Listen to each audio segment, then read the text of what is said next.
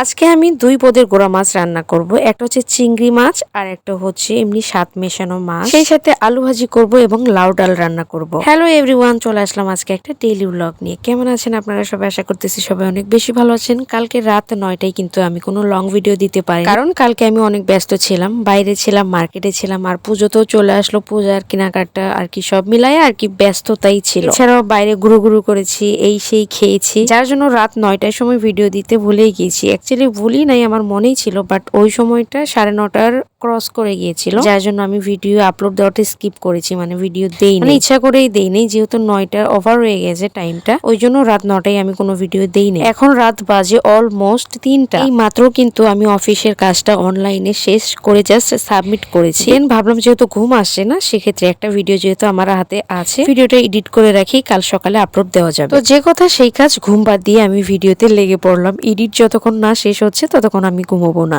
আর আমার যখন ঘুম ধরে, সত্যি কথা বলতে কিসের কাজ কিসের কি ওগুলো পরে হবে, আগে ঘুম। ইভেন যখন আবার ঘুম না আসে তখন মনে হয় যে যেহেতু ঘুম আসছে না, আমি বাদ বাকি কাজটা শেষ করি, যখন ঘুম আসবে দেখা যাবে ঘুমাবো কিনা। আর পূজার এই কয়টা দিন আমার একটু ব্যস্ততাই কাটবে, একদিন ভিডিও দিলে হয়তো বা আরেকদিন দিতে পারবো না, সেটা আমি অগ্রিম বলে রাখলাম। আবার অনেকেই আমার ফলোয়ার্স আছো, হেটার্স আছো, যারা আমাকে আবার নক দিয়ে বলবা যে দিদি ভিডিও কেন দিচ্ছ না, ভিডিও আসছে না কেন। তো তাদের জন্যই আর কি আমি অগ্রিম বলে রাখলাম যে পূজার এই কটা দিন হয়তো বা আমার একটু ব্যস্ততায় থাকবে, কারণ পূজার মধ্যে তো আমরা আমাদের যে কটা রুম আছে এবং কিচেন রুম বাদ বাকি এগুলো সব কিছুই কিন্তু একদম নতুন করে ক্লিন করতে হয়, পরিষ্কার পরিচ্ছন্ন রাখতে হয়। আমরা হচ্ছে বছর ওই একটা দিন আর কি পূজার কাজে লেগে পড়ি, যতদিন না পূজার কাজ শেষ হচ্ছে ততদিন হচ্ছে ওই 1 মাস আগে থেকে কিন্তু আমরা রুমের কাজ করি। সেই জন্য হয়তো বা আমি একদিন ভিডিও করব বা 2 দিন করব না, 2 দিন করব, 3 দিন করব না, এরকম আর কি আপ ডাউন হবে। কিন্তু এই আপ ডাউনের কারণে হতে পারে আমার ড্যাশবোর্ড একদম গ্রিন থেকে রেড হয়ে যাবে, তবে এটা কোনো বড় বিষয় না, বড় বিষয় হচ্ছে পূজার কাজ